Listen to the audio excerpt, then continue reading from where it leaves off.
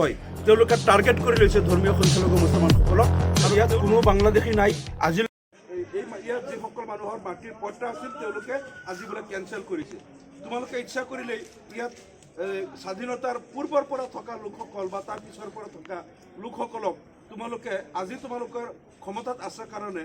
ক্ষমতাৰ অপব্যৱহাৰ কৰি তেওঁলোকে তেওঁলোকৰ পট্টা কেঞ্চেল কৰি দিব কালি উচ্ছেদ কৰি দিব এনেধৰণৰ এইটোতো তেওঁলোকৰ পৈতৃক সম্পত্তি নহয় আজি ইএমৰ পৈতৃক সম্পত্তি নহয় তেওঁলোকৰ চিফ এক্সিকিউটিভ অফিচাৰৰ বাপেকৰ সম্পত্তি নহয় যে ইচ্ছা কৰিলে আগৰ পট্টা কেঞ্চেল কৰিব উচ্ছেদ কৰিব নতুন তেনেকৈ কৰিব এইখন দেশ সংবিধানৰ ওপৰত চলে সংবিধানৰ কিছুমান নীতি নিয়ম আছে লেণ্ড ল আছে অসমৰ লেণ্ড ল আছে ভাৰতৰ কিছুমান সাংবিধানিক নীতি আছে গতিকে এনেধৰণৰ তেওঁলোকৰ স্বেচ্ছাচাৰিতা বন্ধ কৰিবলৈ আমি আহ্বান জনাইছোঁ আৰু ইয়াত আমি দেখিছোঁ কিছু মানুহে পট্টা দি আছিলে সেই পট্টাবিলাক পট্টাৰ খাজনা দি আছিলে সেই খাজনাৰ আমি ৰচিদবিলাকো কিছুমান পাইছোঁ এই খাজনাৰ তেওঁলোকে কিয় লৈছিল যদি মাটিবিলাক তেওঁলোকৰ বেদখল কৰি আছিল বা অবৈধ আছিল তেনেহ'লে পট্টাবিলাক কিয় লৈছিল আৰু এতিয়া তেওঁলোকে নিজৰ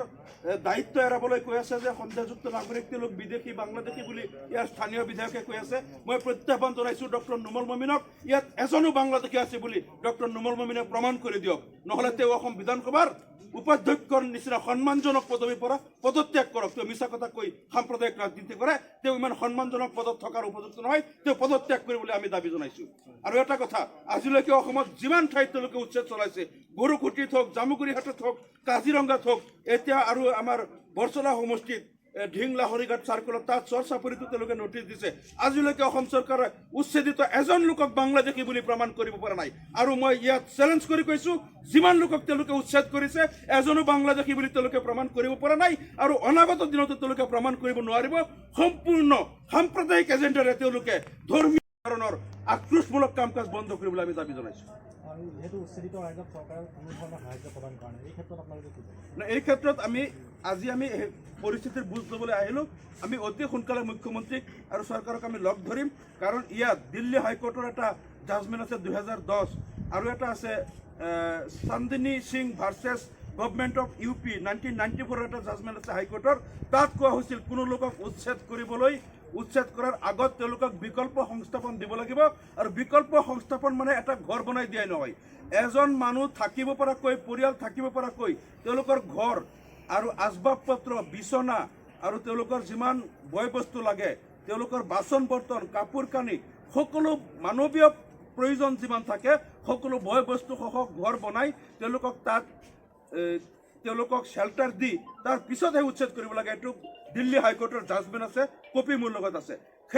সেই জাজমেণ্টৰ কপিও তেওঁলোকে উলংঘা কৰিছে কোনো ধৰণৰ বিকল্প সংস্থাপন নিদিয়াকৈ এই মানুহবিলাকক অন্যায়ভাৱে অসাংবিধানিকভাৱে উচ্ছেদ কৰা হৈছে আমি চৰকাৰক আমি এটা মেমৰেণ্ডাম দিম অতি সোনকালে লোকসকলক সংস্থাপন দি তাৰ ক্ষতিপূৰণ সহ সংস্থাপন দিয়াৰ দাবী জনাম আৰু নহ'লে আমি এইটো এই গোচৰটো আমি মানৱ অধিকাৰ আয়োগলৈ নিবলৈ আমি বদ্ধপৰিকৰ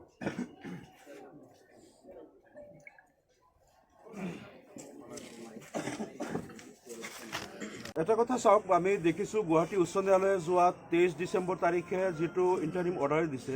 তাত এই কথাটো উল্লেখ কৰি দিছে যে ইয়াত দাগ নম্বৰবিলাক উল্লেখ কৰি দিছে যে এই দাগ নম্বৰবিলাক যিহেতু হাজী মলিকুল খানৰ নামত ইয়াত মাটিৰ পট্টা আছিলে আৰু সেই পট্টা নম্বৰ সহ তেওঁলোকে উল্লেখ কৰিছে যে ইয়াত তেওঁলোকৰ উত্তৰাধিকাৰীয়ে দাবী কৰিছে যে ইয়াত আমাৰ পট্টাৰ মাটি 63 বিঘা আৰু এই মাটিত তেওঁলোকে হয়তো কাৰোবাক গিফ্ট কৰিছে বা তেওঁলোকে পচেশ্যনত ৰাখিছে বা কোনো লোকক ভাড়াত দিছে এইটো তেওঁলোকৰ পচেশ্যনত আছে সেই মাটিত ইয়াত আমি ট্ৰেছ মেপো পাইছোঁ যিটো তেওঁলোকৰ দাগ আৰু পট্টাৰ আগতে এলট কৰা হৈছিলে সেই ট্ৰেছ মেপো আমি পাইছোঁ আৰু তেওঁলোকৰ কিছুমান তথ্য পাতি পাইছোঁ যিসকলৰ নামত পট্টা আছিলে আৰু তেওঁলোকে খাজনা আদায় কৰাৰ ৰচিদো আমি পাইছোঁ এই সম্পূৰ্ণ তথ্য পাতি থকাৰ পিছতো কোনো ধৰণৰ আগতীয়া জাননী নিদিয়াকৈ এই লোকসকলক অন্যায়ভাৱে যে উচ্ছেদ কৰা হ'ল সম্পূৰ্ণ অগণতান্ত্ৰিক অসাংবিধানিক অনৈতিক আৰু অমানৱীয় উচ্ছেদ আৰু ইয়াত তেওঁলোকে ক্ষমতাৰ অপব্যৱহাৰ কৰিছে কেৱল ধৰ্মীয় আক্ৰোশৰ বশৱৰ্তী হয় তেওঁলোকে টাৰ্গেট কৰি লৈছে ধৰ্মীয় সংখ্যালঘু মুছলমানসকলক আৰু তেওঁলোকক উচ্ছেদ কৰি অঘৰী জাতিত পৰিণত কৰিবলৈ আজি ষড়যন্ত্ৰ কৰিছে গতিকে এই বিষয়টো আমি অতি সোনকালে এই উচ্ছেদিত লোকসকলক ক্ষতিপূৰণ সহ তেওঁলোকৰ ঘৰ দুৱাৰ বনাই দি তেওঁলোকক ক্ষতিপূৰণ দিবলৈ আমি দাবী জনাইছোঁ আৰু যদি এই লোকসকলক ন্যায় প্ৰদান কৰা নহয় আমি চৰকাৰক আমি লগ ধৰিম, চৰকাৰ মুখ্যমন্ত্ৰীকো আমি এই বিষয়ে জনাম। যদি এই লোকসকলক ন্যায় প্ৰদান নকৰে, তেওঁলোকে ক্ষতিপূৰণ সহ যদি সংস্থাপন নকৰে, তেনেহ'লে আমি বিষয়টো মানৱ অধিকাৰ আয়োগলৈকে লৈ যাম। আৰু এটা কথা হ'ল যে ইয়াত আজি কাৰ্বি আংলং অট'নমাছ কাউন্সিলে তেওঁলোকে বিভিন্ন সময়ত বেলেগ বেলেগ কথা কৈ আছে। কেতিয়াবা কয় যে এইবিলাক ভুৱা দলিল, কেতিয়াবা কয় আমি এইটো তেওঁলোকৰ পাট্টা কেঞ্চেল কৰিছোঁ বা কেঞ্চেল কৰি দিম। যদি তেওঁলোকে আজি অট'নমাছ কাউন্সিলে যেতিয়াই মন যায় তেওঁলোকৰ যাৰ তাৰ পট্টা কেঞ্চেল কৰি দিব, যাৰ ইচ্ছা তেওঁলোকৰ নামত পট্টা দিব, যাক ইচ্ছা তেওঁলোকে জাননী নিদিয়াকৈ উচ্ছেদ কৰিব। এই দেশখন কাৰো বাপেকৰ সম্পত্তি নহয়, এই দেশখন ভাৰতীয় নাগৰিকৰ, আৰু ইয়াত প্ৰত্যেকজন ভাৰতীয় নাগৰিক, তেওঁলোকৰ সমান অধিকাৰ আছে। আজি এইখন ডক্টৰ নুমল মমিনৰ বাপেকৰ সম্পত্তি নহয়, এইটো তুলি ৰংখাঙৰ বাপেকৰ সম্পত্তি নহয়। ইয়াত যিসকল লোকে তেওঁলোকে এই মাটি কিনিছিল বা তেওঁলোকে ইয়াত তেওঁলোকৰ নামত পট্টা আছে, তেওঁলোকৰ সম্পত্তি। গতিকে তেওঁলোকে আজি ক্ষমতাত আছে কাৰণে যি টি কৰিব, সেই কথাটো হ'ব নোৱাৰে। এইখন দেশ এটা সংবিধানৰ ওপৰত চলে, আৰু এনেধৰণৰ অমানৱীয় উচ্ছেদ অভিযান বন্ধ কৰিবলৈ আমি দাবী জনাইছোঁ। আৰু